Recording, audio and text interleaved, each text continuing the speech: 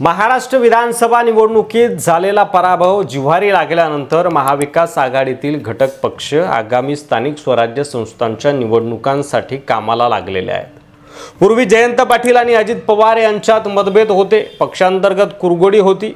आता जयंत पाटील आणि रोहित पवार यांच्यात शीतयुद्ध आहे अशा बातम्या आपण वारंवार बघतो, अशा बातम्या वारंवार येत असतात। अखेर आता जयंत पाटील यांचा करेक्ट कार्यक्रम करण्यात रोहित पवारांना यश आलं अशा चर्चा आता राजकीय वर्तुळात आहेत। कारण राष्ट्रवादी पक्षाच्या प्रदेशाध्यक्षपदी आता जयंत पाटील नसणार आहेत, तर सुनील भुसारा यांची वर्णी लागण्याची शक्यता आहे। तर आमदार रोहित पवार यांच्याकडे देखील महत्त्वाचं पद जाणार असल्याची माहिती समोर आली आहे, जेणेकरून जयंत पाटील यांचं वजन आता जरा राष्ट्रवादीत कमी होईल किंवा कमी करण्यात येतंय अशी चर्चा आहे। सुनील भुसारा विक्रमगड विधानसभा मतदारसंघाचे आमदार आहेत। भुसारा यांनी 2009 आणि 2014च्या विधानसभा निवडणुकांमध्ये अपयश अनुभवलं, परंतु 2019 मध्ये त्यांनी विक्रमगड मतदारसंघातून राष्ट्रवादी काँग्रेसच्या तिकिटावर विजय मिळवला। भाजपच्या उमेदवाराला 21,399 मतांनी त्यांनी पराभूत केलं होतं।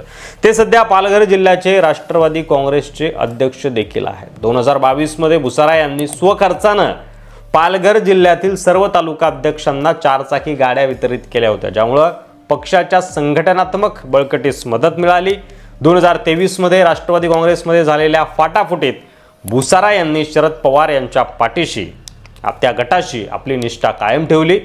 ते म्हणाले की मी शरद पवारांचा सैनिक आहे आणि त्यांनी अजित पवारांच्या भूमिकेपासून स्वतःला दूर ठेवलं। त्यांच्या या निष्ठेचं फळ त्यांना आता मिळणार असं दिसतंय। त्यांच्या गळ्यात आता प्रदेशाध्यक्ष पदाची माळ पडते का हे लवकरच स्पष्ट होईल। तर युवक प्रदेशाध्यक्ष पदासाठी रोहित पाटील यांना संधी दिली जाऊ शकते, तर रोहित पवार यांना संघटनात्मक सरचिटणीस पदाची जबाबदारी दिली जाऊ शकते। आता शरद पवारांचा होकार मिळाला की घोषणा होण्याची शक्यता आहे। तसंच पक्षातील ज्येष्ठ नेत्यांकडे विभागवार प्रभारी पद वाटून दिली जाणार आहेत आणि अशा पद्धतीनं नवीन टीमसह स्थानिक स्वराज्य संस्थांच्या निवडणुकीसाठी शरद पवार मैदानात उतरणार आहेत, ॲक्शन मोडमध्ये आलेले आहेत आणि आता त्यांना यात किती यश येतं की विधानसभेप्रमाणे महापालिका निवडणुकीतही धोबीपछाड मिळतो हे पाहणं महत्त्वाचं असणार आहे।